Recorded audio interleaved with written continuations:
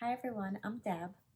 I just wanted to share a little story with you guys because it's so crazy. Every night around 7 o'clock, the whole neighborhood starts clapping for me. And it kind of started around the time I started making these videos.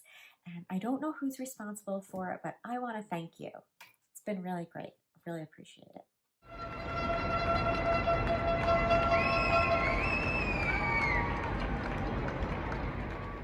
We're going to make some gluten-free dinner rolls. I made them a couple weeks ago and they did not come out so great, but that video was so popular, the demand for a sequel was overwhelming.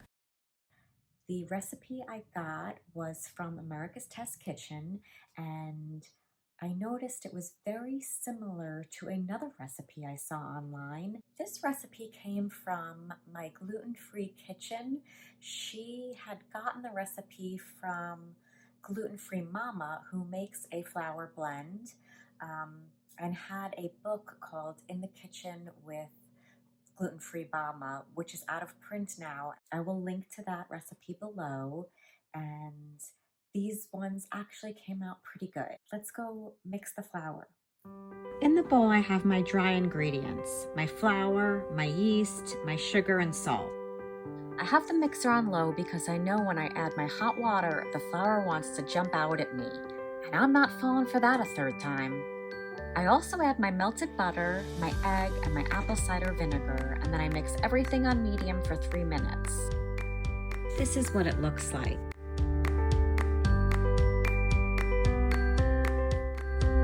In my sprayed 9-inch cake pan, I split the dough into 9 evenly sized rolls, and I set it aside to rise for an hour with a shower cap on top of the cake pan. A trick I learned from Gluten-Free Mama.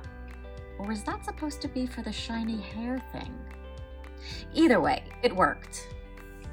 I brushed on some butter before the rolls went into the oven, but really, that's what you do to an egg wash.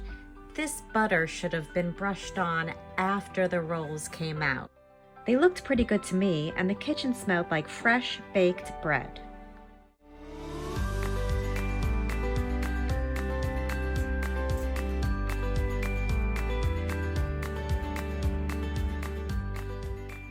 I didn't type any of that. It's really good. I was supposed to put the butter on after they came out of the oven, but I put them on first. But I don't think it matters. They taste really buttery. Maybe they would be a little shinier right now. But this version is actually very good. It's light. It's sweet, it's buttery. I'm going to enjoy these with my meatballs tonight.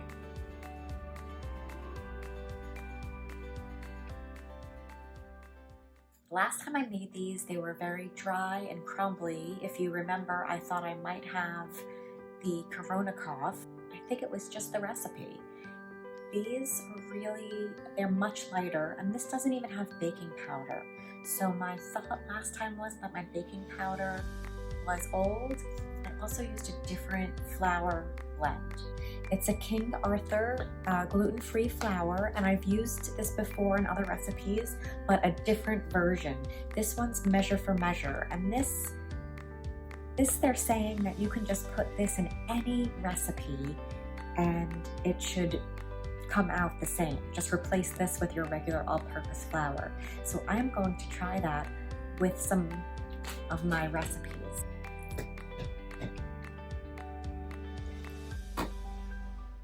They're very buttery. They're so much better than the last batch of rolls. It's pretty amazing because I think there aren't too many differences. It could have been the flour I used, but... So just recently I was talking to my mother-in-law and she said something about, oh, we're all losing it. And I said, no, I'm gaining it. I mean, seriously, I have not moved in like a month. No, that is not true. I get a lot of exercise on my jaw. Try these rolls. They're actually pretty good. I'll have the recipe down below. Leave a comment if you have any questions about it. And that's it. Stay safe stay healthy, stay home, and thank you for watching. This has been one crazy month yesterday.